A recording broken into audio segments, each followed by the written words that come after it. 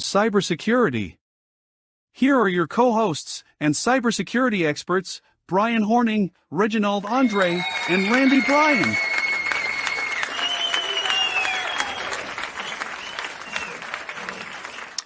What's up, everybody? Welcome to the Security Squawk podcast. I am your co-host, Bryan, here with Andre and Randy. Welcome to the show, gentlemen. How are you today? The boys are back.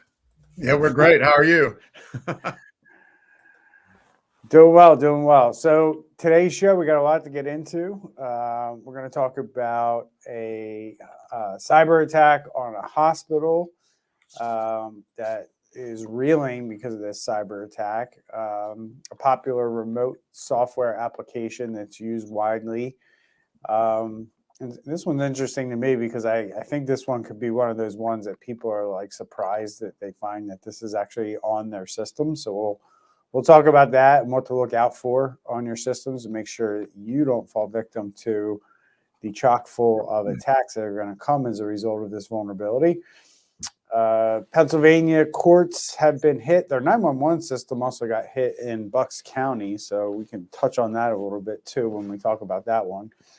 Pentagon is investigating some theft of sensitive information by a ransomware group, so we're going to fill people in on that, plus the FBI warning about Chinese hackers targeting U.S. infrastructure. Then we're going to do a little bit of a talk on Schneider Electric, can't talk today, being hit by Cactus ransomware, and then a follow-up to the Johnson Controls and Clorox ransomware attacks, and the damage and the numbers are climbing there. So a lot to talk about in the show today, guys. Before we do, remember, share the show, pay the fee, which is we bring this content to you free of charge. We don't bore you with ads, and we don't run annoying commercials during the show. And as repayment for that, we ask that you just help us grow the show by sharing it, by liking, subscribing where you can, commenting. We're on YouTube, Facebook, LinkedIn, and then we're on every podcasting platform out there if you want to listen to us rather than watch us on the social platforms. So anything we want to add to that, guys, about sharing the show and paying the fee before we get into our first topic of the day? Just that we really appreciate when people do it. Makes a difference and makes all this worth it, so we can help get the word out about being secure. Yep. Make a point of which minute is interesting to you. If you need to share it to your boss or colleagues and send it over to them. Yep. And just remember, if you post a comment during the show, we may see it and bring it up on the screen and ask questions. So fire away with your comments and questions. In order for us to see your name, you have to give StreamYard permission. I don't know how you do that on the platform you're watching us on, but that's how it works. So if we don't see your comment, it's because you didn't do that. All right, guys. So let's get right into it. We have a recent cyber attack on Lurie Children's Hospital of Chicago, and it highlights a critical vulnerability in healthcare infrastructure, causing a week-long network outage that severely disrupted patient care and access to medical records. As the hospital and law enforcement investigate, the broader implications for cybersecurity and healthcare systems are clear. So I'm going to bring the article up on the screen here as we kind of talk about it. We have an article here from it looks like ABC7 out in Chicago. Yeah, so that's not it. I got the wrong one. So anyway, so what do you guys think this incident says about the current state of cybersecurity readiness in healthcare institutions? I mean, we see these attacks happening in the healthcare sector all the time. So what are your thoughts on what's happening here? I mean, healthcare is no different than a business. They run the same Windows operating system like everybody else and have the same firewalls. The only difference is that they actually are more prone to getting attacked because of the seriousness of their operation. Hackers and bad guys can put a little more pressure on them because having a hospital out for 7 days now, that's just not good for the patients and not good PR wise.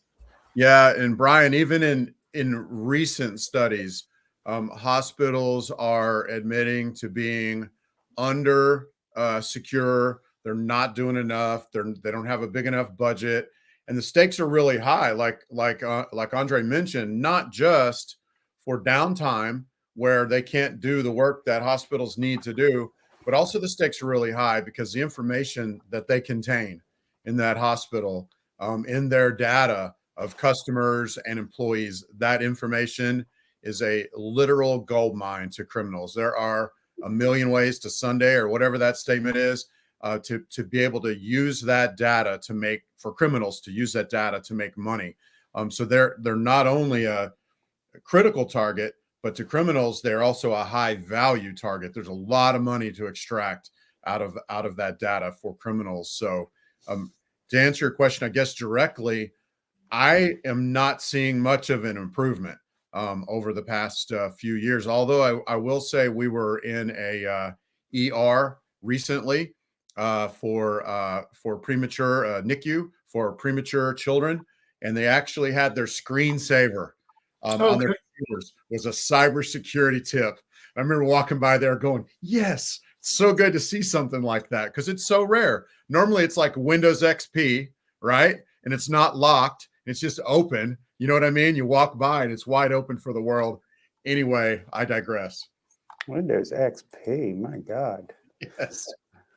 Raise your hand if you've seen Windows XP in a hospital. Stop getting medical treatment in third world countries, Randy. So I guess you guys kind of touched on it a little bit. So let's talk about, the impact on patient care and data accessibility and why these medical institutions should be protecting it. So what are some things that hospitals or medical facilities can do to better protect themselves against cyber threats? Seems to be a problem that this industry in particular, the healthcare industry, is having a difficult time getting ahead of. So what would be, some of your advice on what they should do? Well, first of all, they got to be proactive. They need to make sure that they are hiring, hospitals of that size, they're naturally going to have internal IT teams. But you have to get someone from the outside to do different type of penetration testings to see where the holes are and help them prepare for these type of situations. Right now, as the article said, 7 days, no phones, no internal intranet, no what's the other one? No computer access. And, people are even questioning, can we go to the ER? Like, even if they say the ER is open, how much are you wanting to even go there or trust them at the time? Because their nurses are doing paper and pen, iPads, all of their devices, everything is down. And for me, if I have an emergency, I'm going to be going somewhere else. Yeah, 100%. So, Randy, what are your thoughts? I mean, so they do have that internal IT, which is great, and the hospital can't run without them. But they need to also make sure that they either have staffed for cybersecurity or that they have outsourced for cybersecurity. And they need to bring in things like process control, where things aren't allowed to run unless they're specifically identified beforehand. And that is a kind of a pain in the butt when you're a worker.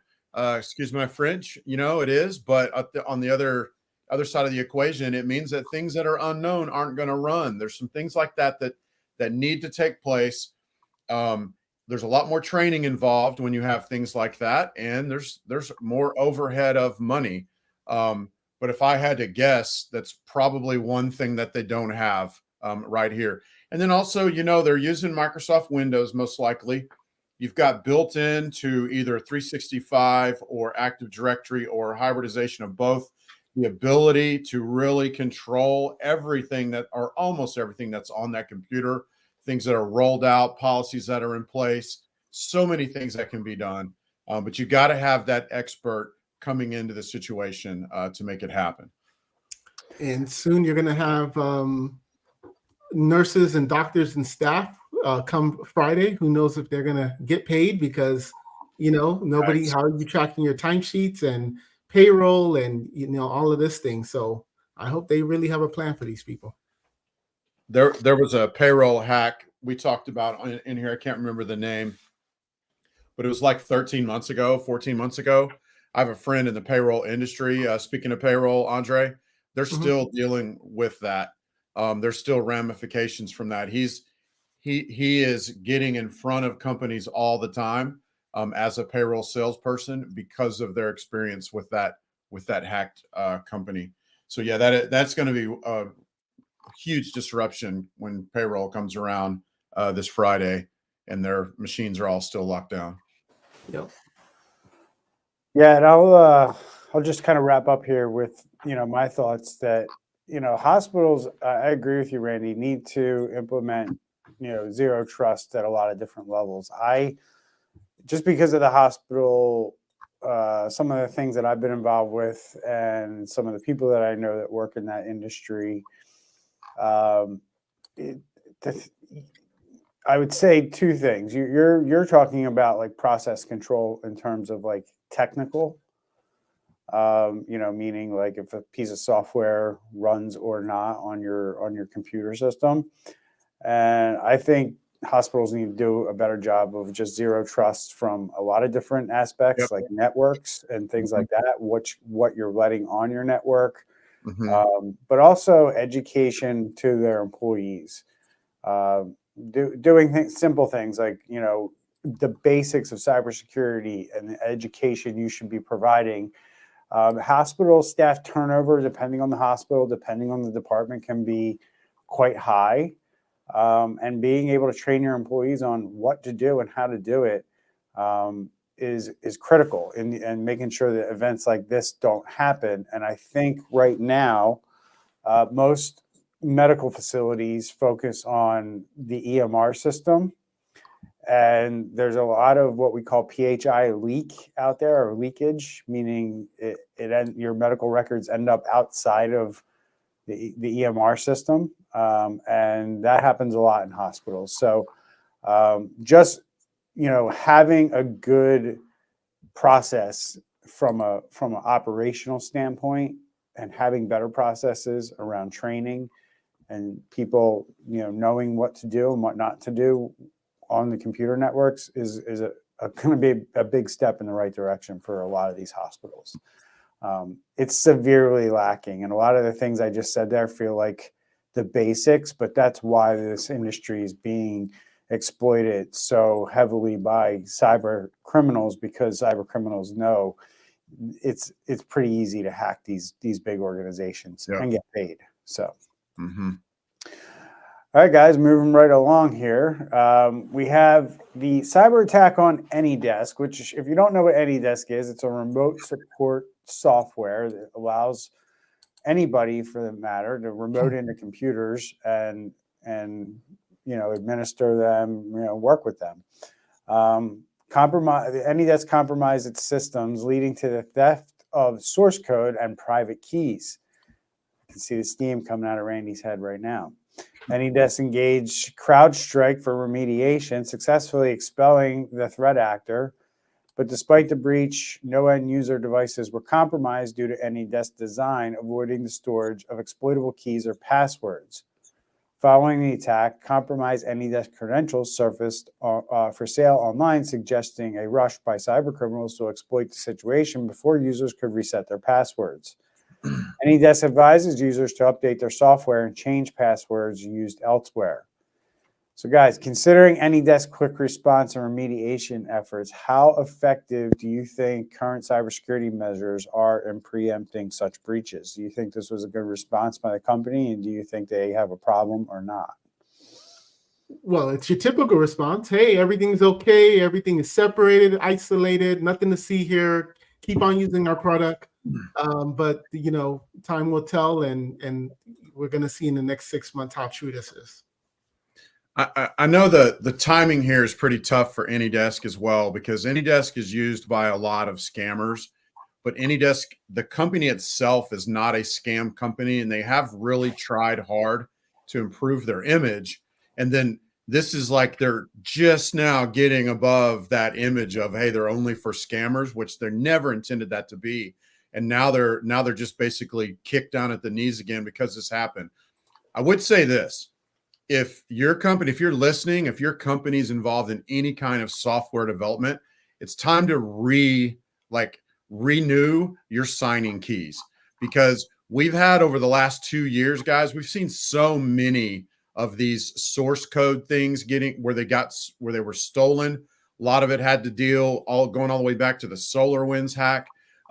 But there needs to be a process in place, a zero trust process in place with your code as well as everything else. And what that means is, you're doing code review. All changes are verified that they are legit, and it's probably time to renew all of your signing keys and just refresh those. Maybe it's done on a regular basis. I know, Bryan, you were involved in software development before in a previous life. You could probably speak a little better than that than me. I would love to hear your thoughts on that. Andre, you good? You want to answer the question? You want me? You want me to bounce on Randy's question now? No, go for it. I mean, the only other thing I was going to say is never believe what a company says after a attack. Yeah, I mean, the other question I was going to ask you guys regarding this, and I'll kind of ask that question and then answer your question, Randy. But Okay. what steps should companies and users take to mitigate the risk of such compromised information? To answer your question, Randy, yeah, I mean, the exploitable keys. I don't know what they're talking about AnyDesk design. That's what I don't have insight on to see if that design is really foolproof when it comes to the disassociation of keys. I'm a little skeptical because they're requiring everybody to change their password.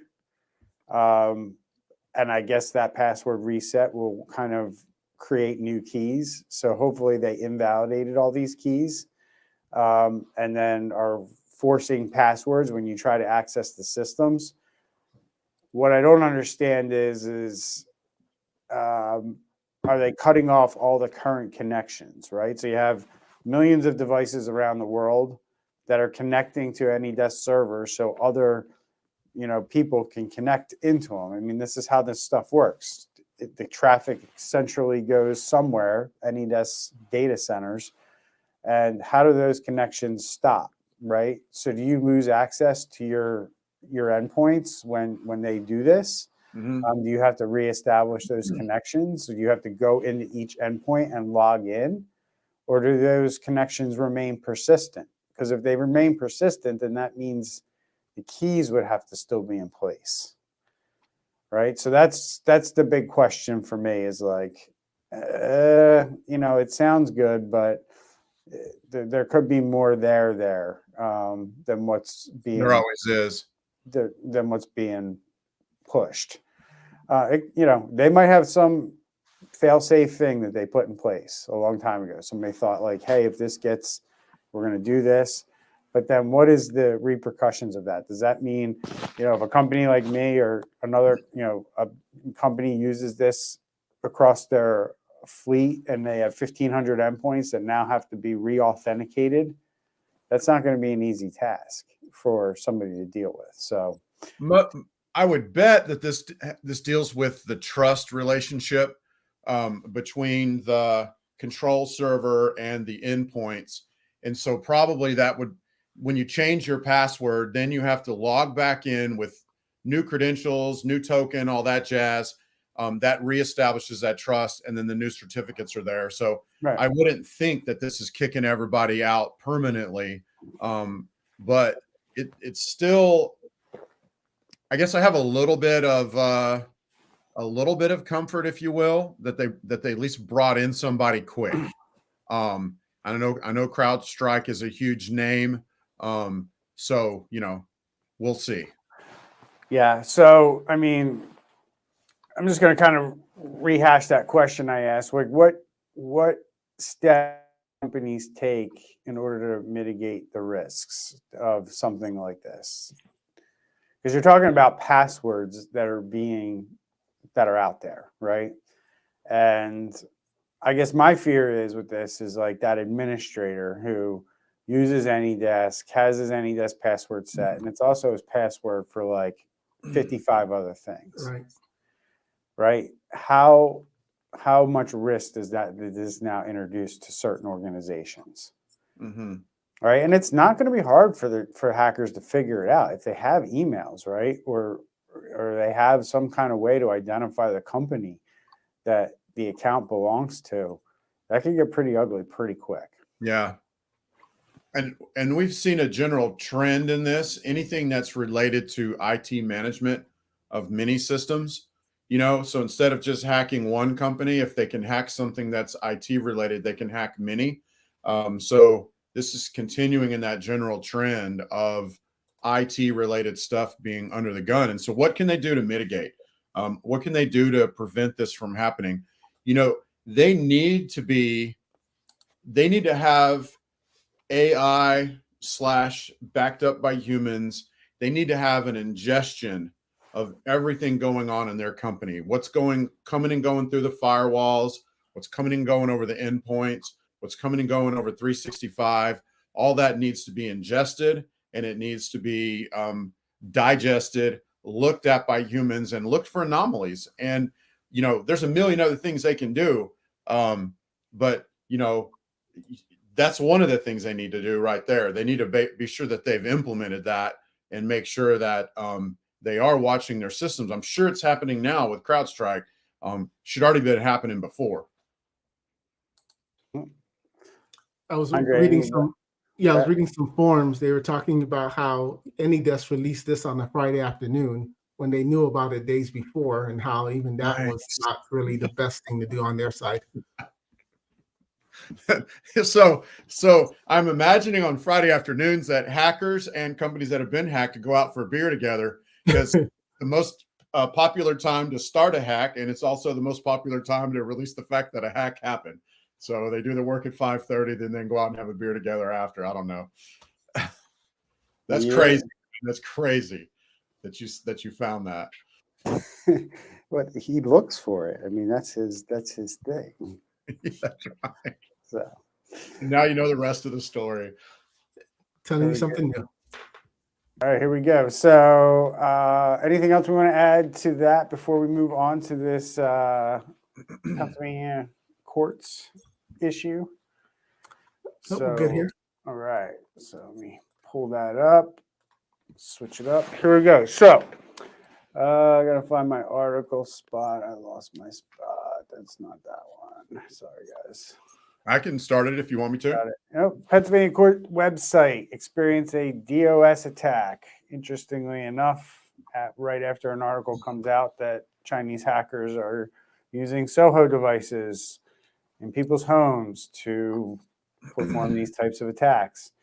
So this denial of server attacks render parts of its online services unavailable. And that really sucks for the court systems, if you know anything about court systems. Chief Justice Deborah Todd confirmed that while services were being restored, there's been no indication of compromised court data yet. Law enforcement, including Department of Homeland Security and the FBI, are investigating. The incident highlights vulnerabilities in public digital infrastructure and raises questions about cybersecurity measures in place. So, guys, I want to talk about how these attacks impact public trust in digital government services and what steps can be taken to mitigate these concerns. So, do you feel like we are at a point where public trust in government services is being degraded because of these cyber attacks, or do you think people just don't care? Well, it starts from the top. I mean, if the government can't even protect themselves, and then you see the hospitals can't protect themselves. So I think, yeah, definitely, there's no trust in any of this now. I don't know if we said it in the show or where I heard from it, but it's like people just now assume and think and just like, yeah, my data's out there. Like what else do you want me to do about it? We're kind of at a place where there's a lot of degraded government trust in general. And yes, this doesn't help. But at the same time, if it's just a denial of service attack, does that mean that the bad actors are in their systems? Not necessarily, but it does, yet another thing that a company, a business or a government, a city needs to be aware of is their website is usually it's a place where services are delivered. Like, where do you pay your bill? If you had a court fine, where do you pay? You can go in person or you can pay on the website. The website's an integral part of a lot of businesses, a lot of government, and needs to be secured. I'm kind of off topic. Back to your original question. So I know, DDoS attacks are. I would think that between your ISP, your hardware, nowadays it's much harder. Like, there's services that's there for that now, right? Or no? I'm not saying it can't happen, but I would just think that that's like, really, really like lessened now.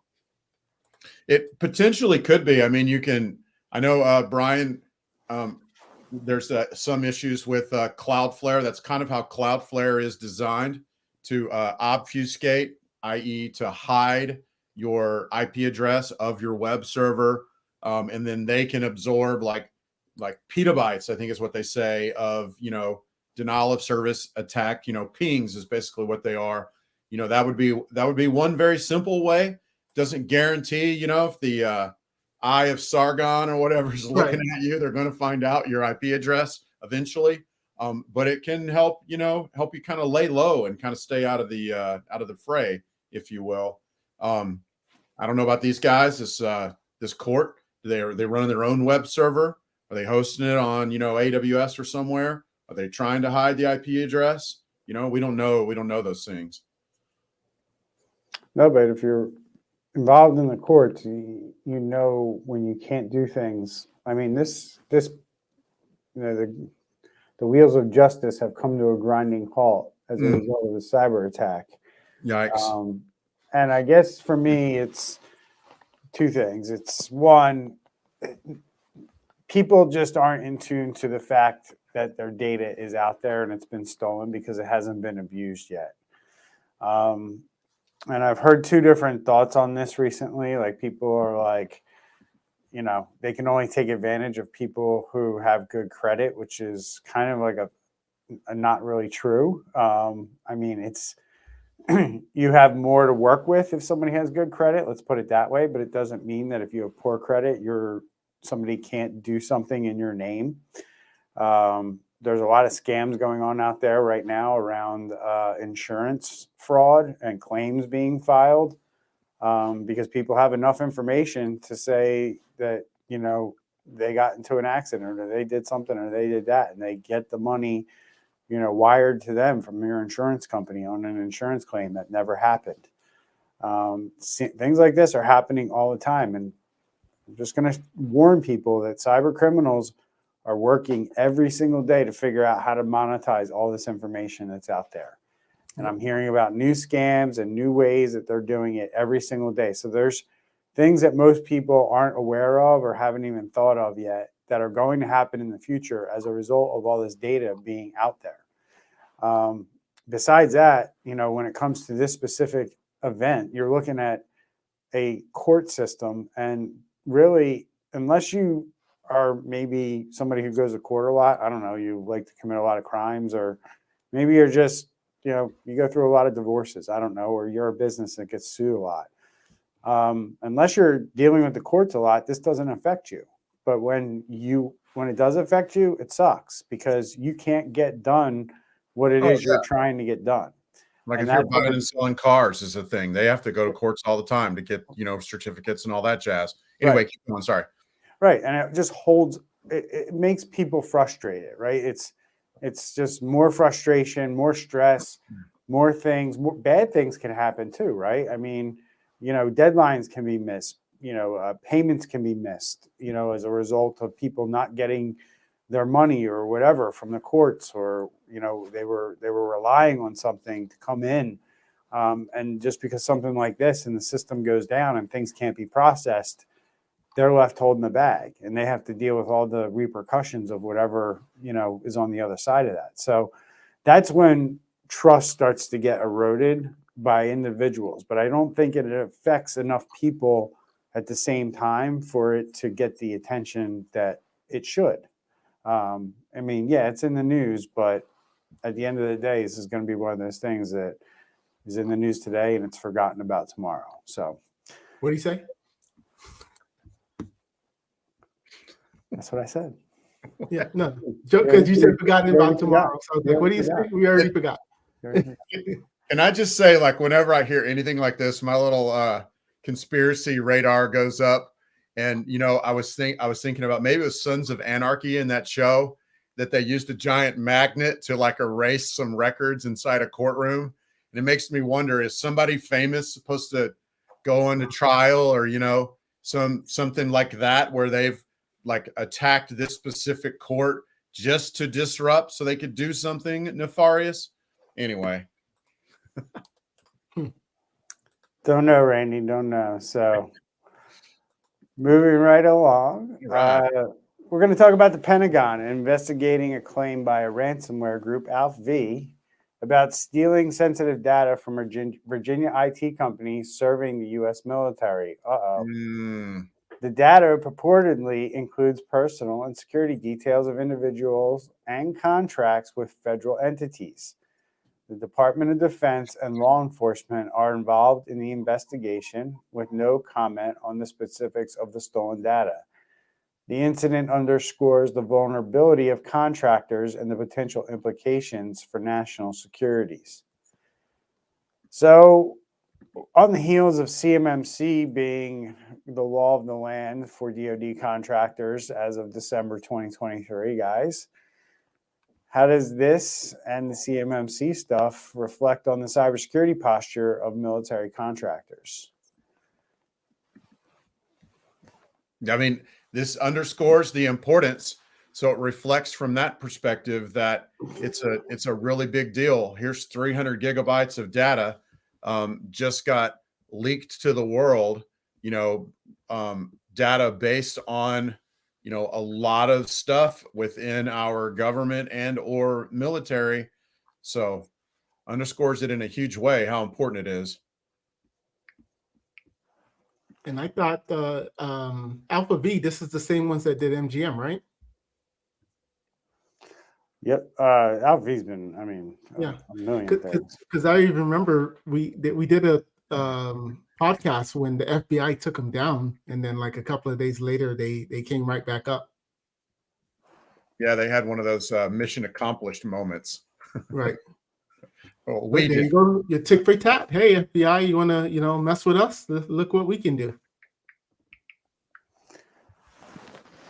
So, my thoughts on this are pretty simple. It's, military contractors, defense contractors, especially the small ones, are going to have to step up their game big time here, especially in the next 2 years with CMMC. Definitely going to be impacting their businesses. I think it's also going to cause a lot of companies to drop out of trying to do things like IT for the military or for defense contractors, because the stakes are so high and they're going to have to do this stuff because they're going to be audited. And that, I guess that's the big thing for me is kudos to the government on really putting the clamps on these companies, because things like this are happening all the time. And information is being stolen, and we have to put an end to it, because eventually this information is going to be used against us in some way, shape, or form. And things like this, you really don't want that being used against you. Yeah. So, and these guys are going to make their ransom on this one. So what? I want to go into it a little bit here, guys. Like, I kind of touched on it a little bit. Like, we don't want this information being in the wrong hands, right, with the wrong enemy, right?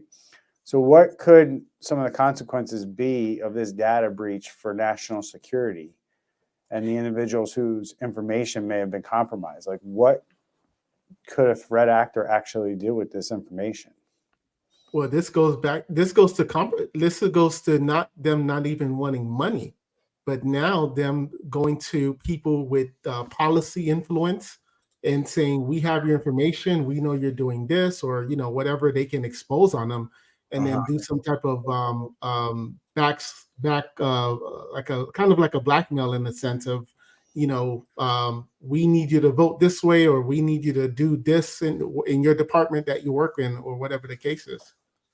Yeah. Because I would even see it where Alpha V is now going to the higher ups in the government and saying, we don't want money. We want you to change your policy on this, or else we're going to release this of all your, we're going to sell it to the Russians or whatever, although they are Russian, but, It appears so far that, so they're saying that Technica needs to reach out to them. They'll probably try to get money, but you're totally right, man. Like, that is a really big water jug. That's amazing. Or was that a camera illusion? Gallon a day, I try. Yeah. So they're asking for, Technica to reach back out to them. So maybe there's a chance that maybe Alpha V's saying, okay, we just want our money.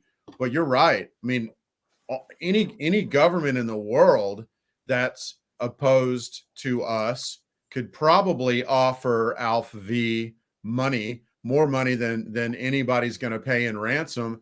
And that could totally be used for so many things, to twist people's arms, to make policy happen, things like that. So, yeah, you're right, Brian, what you said.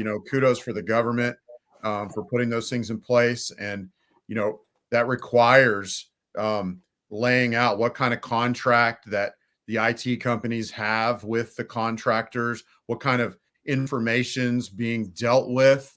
There's a lot of things that it lays out, and hopefully it'll be effective. I bet you this company was already doing it though, most likely, because they're pretty huge. But you don't know. But anyway, we'll see. So, yeah, I wouldn't assume. Yeah, I mean, and not to mention, just like you can fake an identity of somebody who has a secret clearance or something like that, and that could lead to a lot of bad things, right? Somebody getting access to information they shouldn't have because they were able to, trick somebody into giving them access somehow, some way, because they had enough information on these people to where they could get access to their system. So that's a big problem and a big threat that I look at when I see personal information of people who have security clearance stolen from an IT company. Yeah. So, all right, guys, moving right along. We got Schneider Electric, an energy giant, suffered a Cactus ransomware attack on its, got an ad here, on its sustainability business division with terabytes of corporate data potentially compromised. The company is working on recovery and containment, emphasizing that the breach was isolated to this division without affecting other parts of the company. The incident raises concerns about data security and the resilience of critical infrastructure against cyber threats. So, how significant of the impact is such ransomware attack on the global energy infrastructure and sector? Like, what is the impact here to just overall the sector, not so much the business? Thoughts on that? I'm not sure of the exact direct impact, but this Schneider Electric, their sustainability division, their customers include Allegiant Travel Company, Clorox, which we may or may not mention in a little bit, DHL, Worldwide Shipping Company, DuPont, Hilton, Lexmark, PepsiCo, Walmart. I mean, these are some of the biggest corporations in the world, probably every one of them, almost every one of them in the top 100 or 1,000 for sure, largest corporations. So that's a big deal, big impact. We don't know how deep this is going to go. They got a crap ton of data, terabytes. We'll just see how when as the more stuff unfolds, more news unfolds. I could see a crazy movie because this is the same company that makes the APC battery backups, and I could see a crazy thing where now they have the plans and they are able to reverse engineer something and just shut down all your servers and things like that, plug into your battery backup, and you put some code in there that's malicious that says not to accept any more incoming current. Like there's so many bad things, and I know that we didn't talk about the whole thing with China, but there's just so much different ways this can be used. Because you're talking. We're not just talking about a battery backup that you plug into the wall and has a battery in it. A lot of these are connected to the internet. They're sitting out there. So, if you can get access to one, it's, and there's a lot of potentials there. You're right. So considering this double extortion tactic used by Cactus ransomware, what strategies should companies employ to protect against or respond to these types of cyber attacks? So against double extortion, right, which is these ransomware groups take your data and they threaten to, first off, the first threat is you got to pay us. That's extortion one. And the double extortion is, well, yeah, you got to pay us to get your data back, but you might have backups or some other way to get your data back, so that doesn't work. So then they say, okay, well, we have all this data, we're going to release it to the public on our dark web leak site if you don't pay us what we're asking for. And you can't really prevent that from happening, even if you pay. So let's talk about what companies can do to prevent that data from being stolen in the first place, right? Because if we can do that, then we're not talking about double extortion. So can you prevent data from being exfiltrated off your company's network like these guys are successfully able to do time and time again, guys? You can encrypt.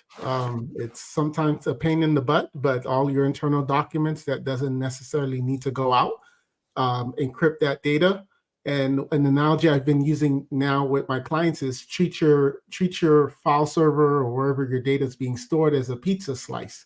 In every department is a slice, and your accounting department doesn't need to talk, or anybody doesn't need to see what's in the marketing, even though marketing could just have logos and branding stuff, but just still keep it separate. Only if those three people need it in that department, then keep it to those three people. And don't have permissions where it's just open just because. Yeah, that's a good one. Then also to answer your question, Brian, I mentioned it earlier in the show, but same thing as you need insight on the data on your network. You need insight on where it is, where it's getting moved to, both data that might be on servers, data that might be stored in 365, like. All of that has the ability to take all of basically the logs, the insights, all that jazz, has the ability to be piped up to AI, which can basically watch it, raise flags when things happen. It's complicated, but we got to get more serious about protecting our data that way. Yeah, 100%. I mean, this is one of those things where you're worried about an attack on the grid, but then you have a company that's way deep, in as part of that grid. Yep. And this can impact a lot of different people on a lot of different levels, not just on service delivery, but there's a lot of people who have these products in their homes, in their businesses. And, when you're talking about terabytes of data, that's concerning. So, nobody should be able to take off terabytes of data without some system alerting you that this is happening. So, all right, guys, let's move along. Last topic of the day is a follow-up to a couple ransomware attacks that happened earlier at the end of 2023, I should say. We're talking about the cyber attacks on Clorox and Johnson Controls, and they have both filed in their recent SEC filing that those attacks resulted in a combined cost of $76 million, highlighting the financial impact of such security events. This information, like I said, was disclosed in their SEC filings, and it reflects a trend towards greater transparency in cybersecurity risk and incidents among public companies. So what does the shift towards transparency in reporting cybersecurity incidents suggest about the evolving landscape of corporate risk management? So what is this shift towards transparency mean to you guys? What are you guys seeing? How expensive it is, after the fact, and the reason why you need to have insurance, cyber insurance specifically. And it's so this the reason the SEC is involved, Brian, is because this is like having playing poker and having like an ace of spades like stuck down in your boot or something like that. It makes for an uneven playing field. Cheating. When the businesses aren't transparent, you don't know that they're fixing to have to pay $56 million to an attacker or whatever. And you might be in a shareholders meeting and people are investing all kinds of money in this. And this just gets it all out there. And that's very important because it levels that playing field when it comes to trading, buying and selling of stocks. Yeah. And I think it's that whole, when everybody says it's not if, but when you get hit. And I think it makes the when more real for business leaders who are making decisions on risk. Because when you don't hear about these stories and you don't know about this stuff happening, you don't think it's happening and you don't think it's ever going to happen to you. But the reality of it is it's happening at a freakishly high pace, and businesses are struggling, and governments and schools and universities are struggling to defend against cyber criminals. And things like this make it come out and make the truth come out and make businesses take notice. So they actually start to do stuff before they become a victim themselves.